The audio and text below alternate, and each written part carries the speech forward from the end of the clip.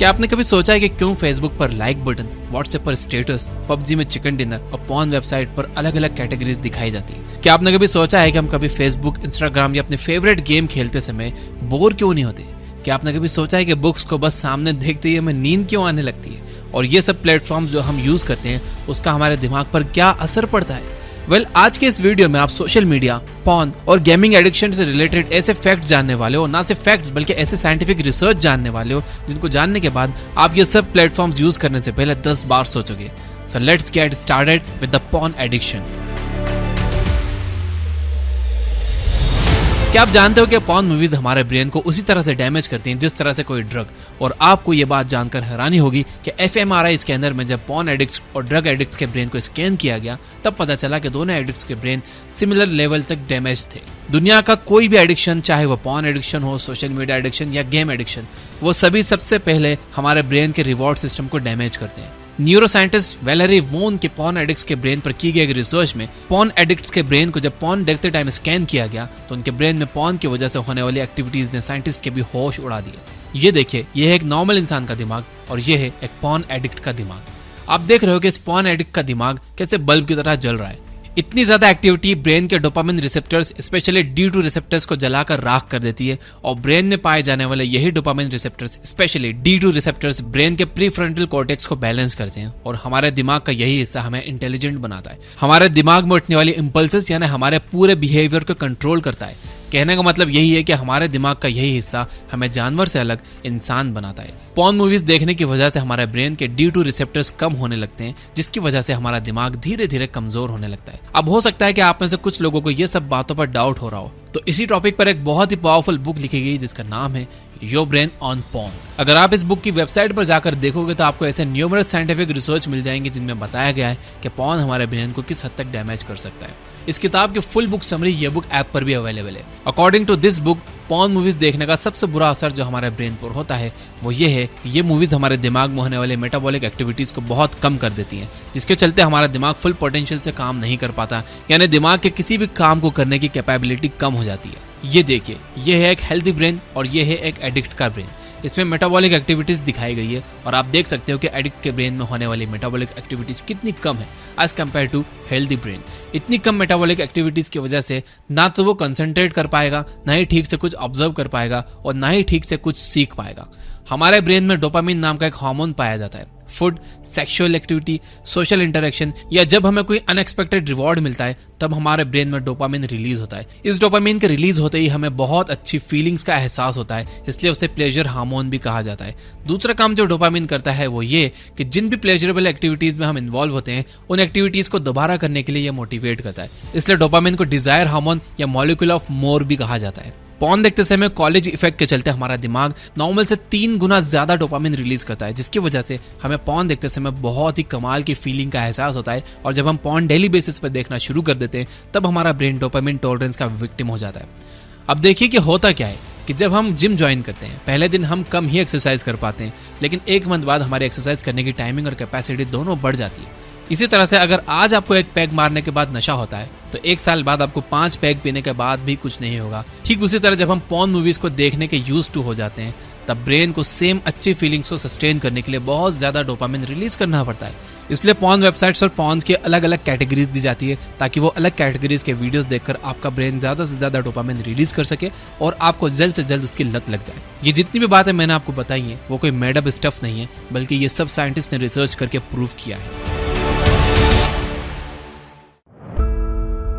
Video games, internet और video game addiction पर अब तक हजारों रिसर्चेस हो चुकी हैं। ये जो लिस्ट आप देख रहे हो ये सब साइंटिफिक रिसर्चेस हैं जिसे काफी साइंटिस्ट ने पब्लिश किया है। अब इतनी सारे रिसर्चेस के बारे में मैं आपको एक वीडियो में तो नहीं बता सकता, लेकिन कुछ इंपॉर्टेंट रिसर्चेस के बारे में आपको बताने की कोशिश जरूर करूंगा। Research number 1, Montreal researchers find first link between shooter games, loss of grey matter. यानी कि शूटिंग गेम्स जैसे कि PUBG, Fortnite, call of duty etcetera, ऐसे सभी गेम्स खेलने से हमारे ब्रेन के कुछ पार्ट्स जैसे कि हिपोकैम्पस में ब्रेन सेल्स यानी न्यूरॉन्स कम होने लगते हैं, जिसके चलते हमें मेंटल डिसऑर्डर्स होने के चांसेस बढ़ जाते हैं। इसी रिसर्च में अगर आप थोड़ा नीचे आकर देखोगे तो इसमें साफ साफ लिखा है कि सिर्फ 90 घंटे कॉल ऑफ ड्यूटी जैसे गेम्स खेलने के बाद ब्रेन के हिपोकैम्पस में न्यूरॉन्स कम होने लगते हैं। Research number 2, abnormal gray matter volume and impulsivity in young adults with internet gaming disorder.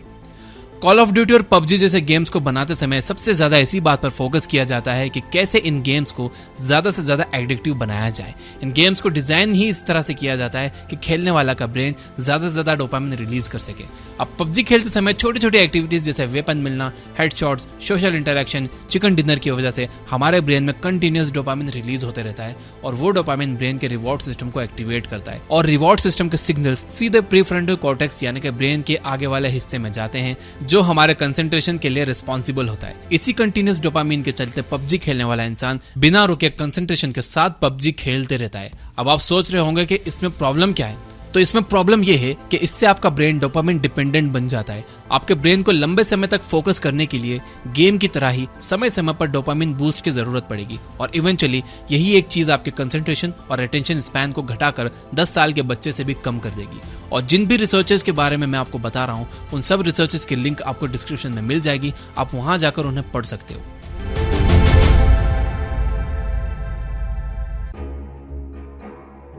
Social media addiction. ठीक इसी तरह सोशल मीडिया जैसे फेसबुक, इंस्टाग्राम या किसी और प्लेटफॉर्म पर किसी फोटो, वीडियो या पोस्ट का स्क्रॉल डाउन करते समय हमारे ब्रेन में डोपामिन रिलीज होता है। इसीलिए हर 15-20 मिनट्स पर हमें ये एप्स चेक करने की क्यूरियोसिटी होती रहती है। और ये जो आप फेसबुक पर लाइक्स, व्हाट्सएप पर स्टेटस अलर्ट देखते हो वो सब ब्रेन के डोपामिन और रिवॉर्ड सिस्टम पर अपना इफेक्ट डालती है।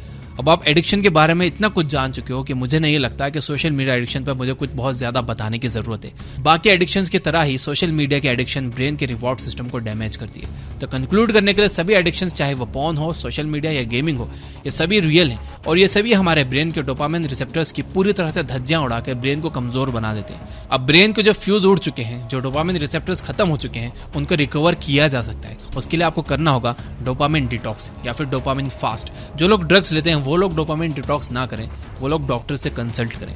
अब आइए देखते हैं डोपामिन डिटॉक्स कैसे कर सकते हैं।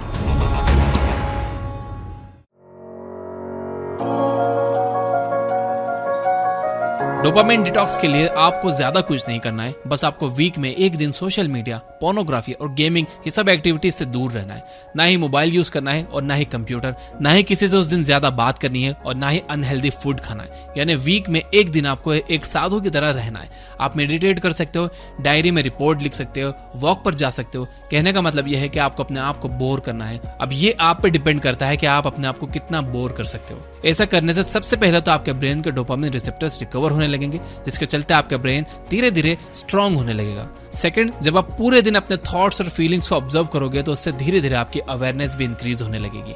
लेकिन हफ्ते में केवल एक दिन डोपामिन डिटॉक्स करने से ब्रेन को काफी टाइम लगेगा रिपेयर होने में। इसलिए मैं तो आपको यही रिकमेंड करूंगा कि सोशल मीडिया तब तक यूज ना करो जब तक बहुत जरूरी ना हो, और बाकी की सभी चीजें भी छोड़ दो, स्पेशली पॉर्न, क्योंकि कोई चीज कम डैमेज करती है और कोई चीज ज्यादा, और पॉर्न एक ऐसी चीज है जो ब्रेन को काफी ज्यादा डैमेज करती है। दूसरा एडवांटेज जो डोपामिन डिटॉक्स का होगा वो ये कि हमारा दिमाग सब कुछ करना चाहता है लेकिन कभी बोर नहीं होना चाहता।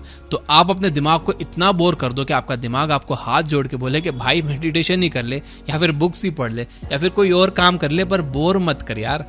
जितना आप सोचते हो उससे कहीं ज्यादा पावरफुल है ये दिमाग। हमारा दिमाग वही काम करना चाहता है जो काम करने से हमारे ब्रेन को डोपामिन मिलता है। साइंस के एक एक्सपेरिमेंट में चूहे के ब्रेन में एक मशीन को लगाया गया, जिस मशीन के बटन को दबाने से उस चूहे के दिमाग में डोपामिन रिलीज होता था। एक्सपेरिमेंट में चूहा और उस बटन के बीच में एक इलेक्ट्रिक पैड रख दिया गया। आप बिलीव नहीं करोगे कि चूहा उस इलेक्ट्रिक पैड यानी करंट पर चलते हुए उस बटन को प्रेस करता था ताकि उसके ब्रेन को डोपामिन बूस्ट मिल सके। और जब उस बटन को खाने से रिप्लेस कर दिया गया तब उस चूहे ने करंट पर चलने का रिस्क नहीं लिया। टू कंक्लूड, हमारा दिमाग डोपामिन के लिए कुछ भी कर सकता है। अब आपके ऊपर यह डिपेंड करता है कि आप किस तरह से उसे डोपामिन देते हो। या तो आप सोशल मीडिया, पोर्नोग्राफी, गेमिंग जैसी एक्टिविटीज इन्वॉल्व होकर ब्रेन को डोपामिन दे सकते हो, जिससे आपकी विल पावर और ब्रेन दोनों ही वीक होते हैं। या फिर बुक्स पढ़ के, मेडिटेशन करके, कुछ लिख कर, गोल ओरिएंटेड रहकर आप अपने ब्रेन को डोपामिन दे सकते हो, जिससे आपकी विल पावर, कंसंट्रेशन और लाइफ इंप्रूव होगी। आप अपने सेल्फिश बिहेवियर से बाहर निकलकर अपनी कंट्री, अपनी सोसाइटी के लिए कुछ करने की सोचने लगोगे। लेकिन ये डिसीजन सिर्फ आपका ही होगा कि आप कौन सा रास्ता चूज करते हो। यहाँ तक देख रहे हो तो इस वीडियो की बातों को अफर्म करने के लिए कमेंट में लिखिए यस आई विल। याद रखिए कि अफर्मेशंस में बहुत ताकत होती है। और वीडियो को लाइक किए बिना मत जाना। ये बुक ऐप डाउनलोड करो जहां पर आप 400 से ज्यादा फ्री बुक समरीज सुन सकते हो बिना किसी एड्स के, हिंदी में। Finally, you guys are amazing. Keep reading, keep learning, keep growing. Thank you for watching.